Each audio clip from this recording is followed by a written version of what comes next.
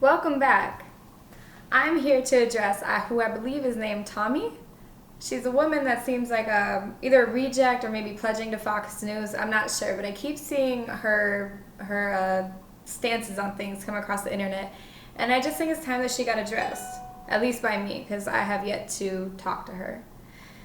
So, dear Tomi, White America, I just wanted to let you know how I was feeling about, this whole thing where we're going against black people when they're speaking out against the oppression that we've put them in. This is on our shoulders. We created this. Even by association of our skin color, we have to take responsibility and initiative to fight the white supremacy that we have created and maintained. This is not merely slavery. This is centuries of outright, coded, and systematic oppression and disenfranchisement of black Americans here in the United States. We have affected everything from their citizenship, healthcare, wages, education, housing, and voting. The list is endless, and honestly, it hasn't ended yet. And that's why we need to do this. With white privilege has become a great responsibility for black people to speak out against their oppression, but do so in a way that white people are comfortable with. Okay? So just stop going in the streets and, stop telling people that Black Lives Matter. All of our lives matter. Have we not shown you that yet here? Black people have remained peaceful. Trust me. In contrast to what they've been put through, they have been very docile. And that has just been exactly what white America has needed them to be. When Colin Kaepernick sat down during the football game, he was peacefully protesting as requested of white America. But yet somehow he's become a national disgrace. You know that flag doesn't represent what it represented for you to everyone else. For white America, it represents wars that we've won and fought with the best of intentions and, all those people that died for it. And I respect the military, and I have family and friends in it. But I also respect the backs of the black people that it took to create this country. The ones that were broken to make it, the ones that were killed to make it, and the ones that... You get what I'm saying. Now, Tomi, you're mad that he sat down during the national anthem, but yet you respect his right for the First Amendment, and then yours is to tear him up for it. Isn't that what you said? Something like that, right? Listen here, bud, Tomi. Let me take a quote from the Vice President of the Confederate States of America. So this was a little while ago now, but yet somehow really adheres to what you were saying in your statement.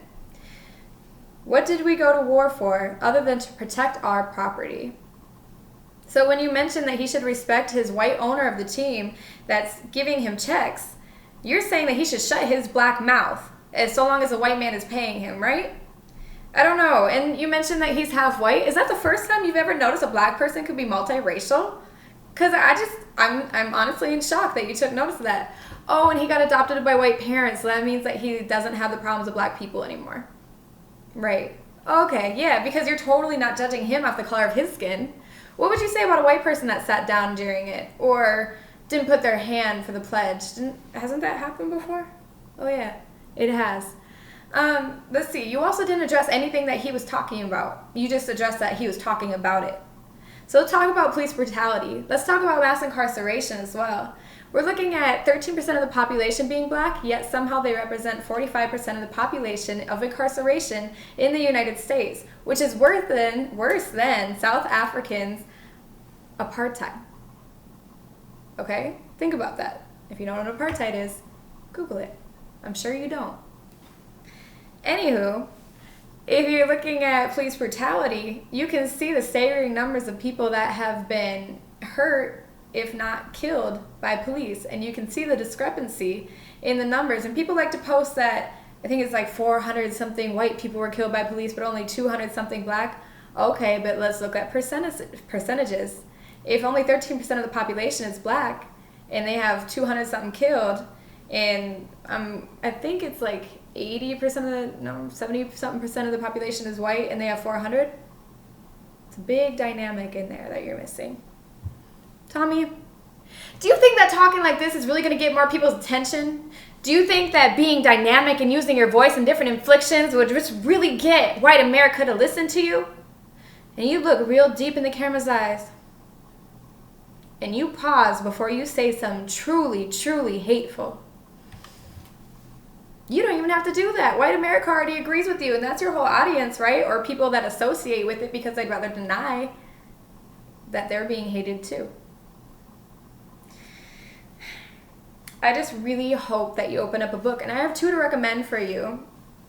This one I think will really speak to you. It's called White Rage, and it goes about how white people react to minorities' oppression and when they speak out against it. You know, black advancement is the biggest threat for white supremacy, and that's why we're always so mad when they speak up. The new Jim Crow can lead you back to what I was talking about, mass incarceration being the new slavery form.